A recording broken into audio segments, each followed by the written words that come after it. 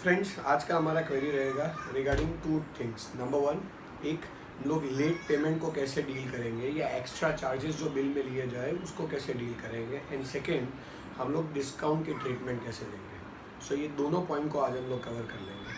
First of all मैं बात कर रहा हूँ कि how do we consider additional charges और how do we consider late payment charges. यानी मान लीजिए कि मैं कोई गुड्स बना रहा हूँ और मैं अपने कस्टमर को बेच रहा हूँ। सबसे पहले मैं अपने गुड्स के पैसे लूँगा। सेकेंड, मैं ये भी कर सकता हूँ कि गुड्स को स्पेसिफिक पैकिंग करके उसे डिलीवर करवा रहा हूँ, तो उस पैकिंग के लिए मैं अलग से चार्जेस लूँगा।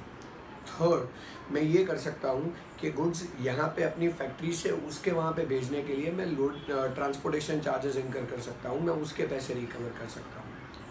फोर्थ, मैं गुड्स को अपनी फैक्ट्री से वहाँ भेजने के लिए सबसे पहले टेम्पो में लोड कर रहा हूँ, उसके लिए लोडिंग चार्जेस है। सेम वे वहाँ से उसे अनलोड करवाता हूँ तो उसके लिए अनलोडिंग चार्जेस है। तो ये सारे एक्सपेंसेस ऐसे हैं जो मैं अपने कस्टमर से कवर करने वाला हूँ, रिकवर करने वाला हूँ। सो जीएसटी का पॉइंट क्या कह रहा है? तो जीएसटी में जो वैल्यूएशन का नॉर्म है उसमें बहुत स्पेसिफिक वर्ड्स में लिखा हुआ है कि अगर आप कोई भी एक्सेस अमाउंट अपने कस्टमर से रिकवर करने वाले हैं, चाहे वो ट्रांसपोर्ट के नाम से हो, चाहे वो लोडिंग अनलोडिंग के नाम से हो, चाहे वो मेकिंग चार्जेस के नाम से हो, चाहे वो लेबर चार्जेस के नाम से हो, चाहे वो मान लीजिए कि पैकिंग के नाम से हो, कोई भी नाम से अगर आप एक्सेस पेमेंट अपने कस्टमर से रिकवर करने वाले हैं तो एक चीज़ बहुत क्लियर है, एंड दैट इज़ उस चार्जेस पे आपको जीएसटी कंपोनेंट पे करना पड़ेगा। अच्छा, कोई बोले देन व्हाट, कौन से रेट से? So like I tell you this. मान लीजिए कि मैं गुड्स आपको 10,000 रुपये के दे रहा हूँ, उसके ऊपर पैकिंग के मैं 100 रुपया अलग से ले रहा हूँ, तो पैकिंग का अपना रेट नहीं अप्लाई करना है आपको। पैकिंग के ऊपर भी कौन सा रेट अप्लाई करना है? जो मेन प्रोडक्ट का रेट है। सो अगर प्रोडक्ट के ऊपर 18% है और पैकिंग के ऊपर 100 रुपये है, पैकिंग के 100 रुपये है, तो पूरे के पूरे 10,100 के ऊपर आपको 18% ही कैलकुलेट करना है। अच्छा, मान लीजिए ट्रांसपोर्ट आप प्रोवाइड कर रहे हैं। अब अगर मैं प्रोडक्ट की बात करूं तो प्रोडक्ट का अमाउंट है 10,000 रुपीज़, ट्रांसपोर्ट का अमाउंट है 500 रुपीज़।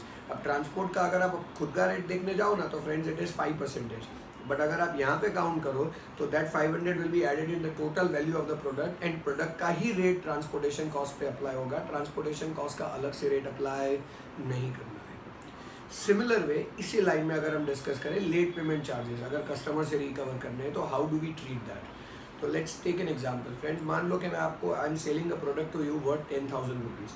10,000 का प्रोडक्ट मैं बेच रहा हूँ। Along with that I put in a very clear condition कि you have to make payment within 30 days. So that means अगर मैं आज के दिन आपको बेच रहा हूँ जुलाई में, सो 30 डेज़ के अंदर आपको पेमेंट कर देना है। मान लीजिए कि हमारे 30 डेज़ कंप्लीट हो रहे हैं 15 अगस्त को। सो बाय और before 15 August you have to make a payment to me. मैंने बिल में ये स्पेसिफिक कंडीशन रख के ही दिया है कि within 30 days you are required to make payment. मान लीजिए कि 10,000 रुपये के गुड्स है प्लस जीएसटी का कंपोनेंट है, and my customer pays me within 30 days, then there is no need to worry, but he makes a further delay. So like let's put it this way, rather than paying me on 15th August, he is paying me on 25th August, and I very specifically mentioned in my bill that if there will be a delay then per day I'll charge 100 rupees. So if there is a delay then per day I am going to charge 100 rupees. So if I take it this way, so that means 15th को जो payment करना था that has been paid on 25th, so there is delay by 10 days and per day 100 rupees, so there is 1,000. So now I'll not charge 10,000, rather I'll charge 11,000. So now government says what, तो कि आपका product का 10,000 था तो 10,000 पे तो आपने GST भराई है। अगर आप 1,000 रुपीज़ एक्स्ट्रा लोगे तो उस 1,000 रुपीज़ के ऊपर भी जीएसटी का कंपोनेंट अप्लाई होगा। कोई बोले वो कैसे अप्लाई करना है? तो मान लो मैंने आपको प्रोडक्ट बेचा था जुलाई में, तो जुलाई में तो मैंने 10,000 के ऊपर 18% का रेट मान लिया हम लोग, तो 10,000 के ऊपर 18% के रेट के हिसाब से 1800 मैंने लाइबिलिटी बता दिया है जुलाई महीने का। अब पेमेंट करने का 30 डेज़ का क्राइटेरिया है, दैट मीन्स 15 अगस्त तक पेमेंट हो जाना चाहिए। आपने मुझे 25 अगस्त का पेमेंट किया, तो 25 अगस्त को जब आप पेमेंट करेंगे तो मैं उसका 1,000 रुपया एक्स्ट्रा लूँगा। सो मुझे गवर्नमेंट ये बोल रहा है कि 10,000 के ऊपर तो जीएसटी चार्ज हुआ है, उस 1,000 के ऊपर भी जीएसटी चार्ज करना है। उसके लिए मुझे अगस्त महीने में 25वीं तारीख को पेमेंट के दिन 1,000 रुपये का एक्स्ट्रा अमाउंट का बिल बनाना पड़ेगा, जिसे हम बोलेंगे या तो सप्लीमेंट्री इनवॉइस या तो डेबिट नोट। और वो जो 1,000 रुपये का बिल होगा मुझे उसके ऊपर भी 18% यानी 180 रुपीज़ चार्ज करना है, जिसका बिल मैं बनाऊंगा 1180। और ये अगस्त महीने में जो 1,000 रुपया चार्ज हुआ है उसके लिए अगर हम बात करें तो उसका लायबिलिटी अगस्त महीने में अराइज होगा। So actual bill is of July month, ₹1000 extra is bill of August month, तो जुलाई महीने के लिए जो बिल होगा उसका पेमेंट अगस्त में होगा, अगस्त महीने का जो बिल होगा उसका पेमेंट सितंबर में होगा। अच्छा, कोई बोले कि मान लीजिए कि हमने ₹1000 का एक्स्ट्रा बिल तो बना दिया बट कस्टमर वो ₹1000 पे नहीं करता है, तो उस सिचुएशन में आपको कोई पेमेंट करने की ज़रूरत नहीं है, क्योंकि वो ₹1000 के लिए taxability, extra charges, late payment charges, penalty या कोई भी नाम आप बोल दीजिए, उसके लिए गवर्नमेंट ने बहुत क्लियर कंसेप्ट बनाया है कि उसके ऊपर जीएसटी तभी चार्ज होगा जब कस्टमर एक्चुअली वो चार्जेस आपको पे करेगा। अगर वो चार्जेस आपको पे ना करे, मान लीजिए कि मैंने अगस्त 25 को वो जब पेमेंट करने आया ना, तब ओरिजिनल अमाउंट तो उसने पे कर दिया, यानी 10,000 प्लस 1800, फिर मैंने ₹1000 प्लस 180 का बिल उसके नाम का बनाया, बट वो मुझे पेमेंट नहीं कर रहा है, तो अगर वो मुझे पेमेंट नहीं कर रहा है तो उसके ऊपर जीएसटी भरने की मुझे कोई ज़रूरत नहीं है। सो एक्स्ट्रा पेमेंट जो लेट पेमेंट चार्जेस का है उसके ऊपर जीएसटी तो ही चार्ज होगा जब मैं एक्चुअल कस्टमर से उसे रिसीव करता हूँ। आपने बिल बना दिया बट अगर कस्टमर उसे पे नहीं करता तो उस कंपोनेंट के ऊपर कभी भी जीएसटी चार्ज नहीं होगा। अच्छा, कोई बोले कि सर अगस्त 25 को हमने बिल बनाया था ₹1000 का 180 के साथ, वो देने ही वाला था और उसके कारण अगस्त महीने में हमने लायबिलिटी शो कर दिया। नहीं, आपको नहीं करना है। क्यों? तो कि ये एक्स्ट्रा पेमेंट के लिए पॉइंट ऑफ टैक्सेशन आपका ऑलवेज होगा रिसिप्ट ऑफ पेमेंट। जब तक वो पेमेंट रिसीव नहीं होगा तब तक आपका उसका पॉइंट ऑफ टैक्सेशन यानी टाइम ऑफ सप्लाई अराइज नहीं होगा। सो ये एक्स्ट्रा कंपोनेंट के लिए जीएसटी तभी चार्ज होगा जब हम एक्चुअली कस्टमर से वो रिसीव करते हैं। तो फ्रेंड्स, ये एक पॉइंट हो गया आज का कि हम लोग लेट पेमेंट चार्जेस और एक्सेस चार्जेस जो बिल में ट्रांसपोर्ट या इंश्योरेंस या कोई भी नाम से लेते हैं उसका ट्रीटमेंट क्या होगा।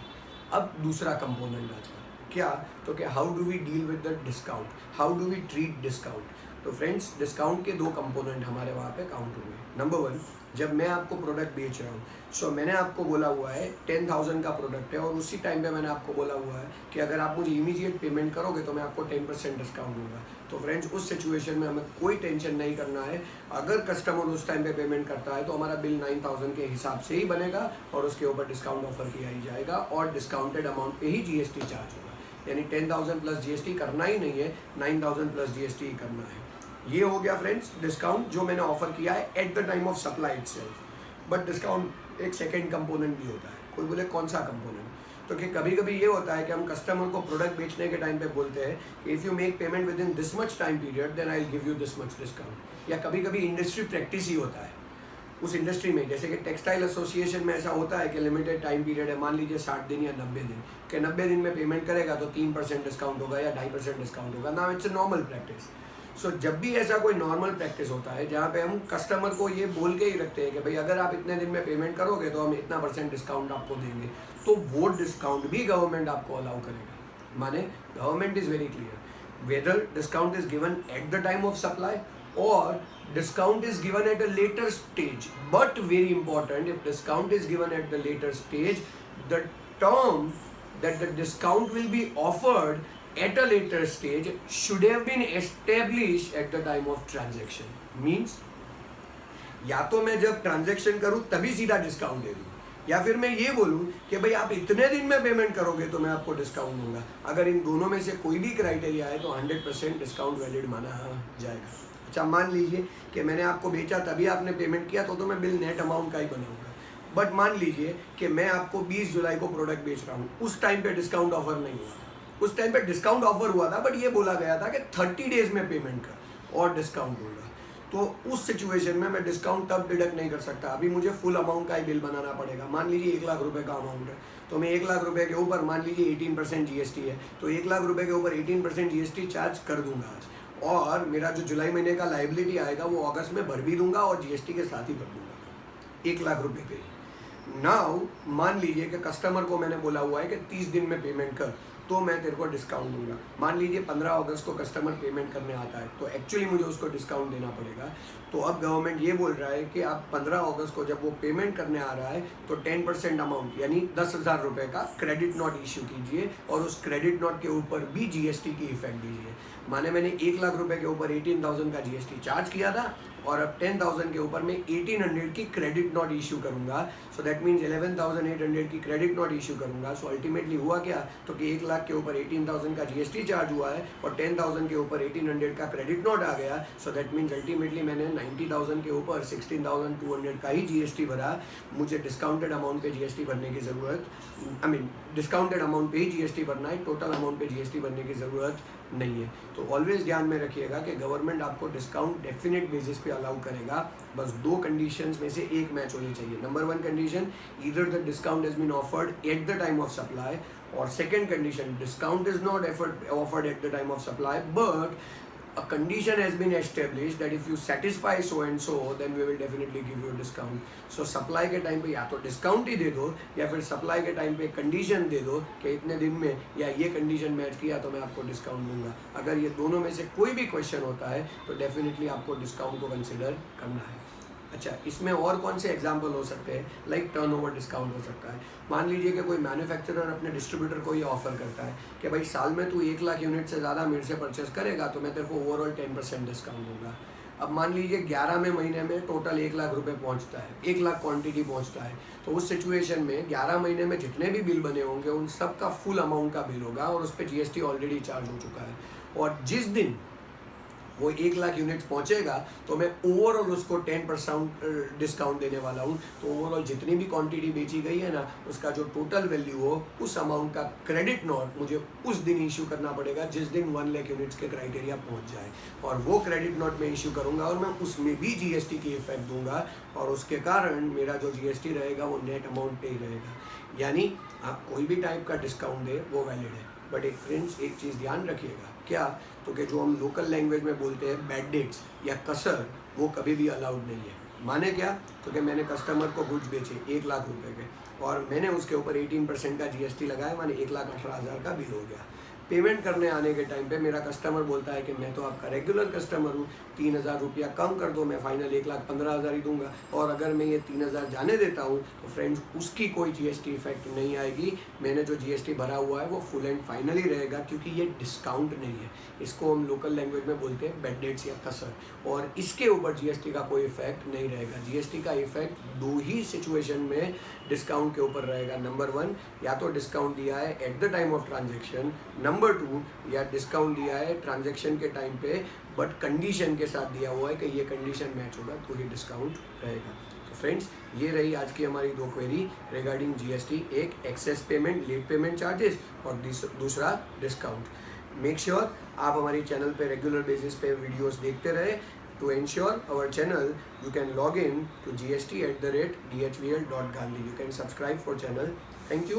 For further queries, we will keep on meeting. Thank you.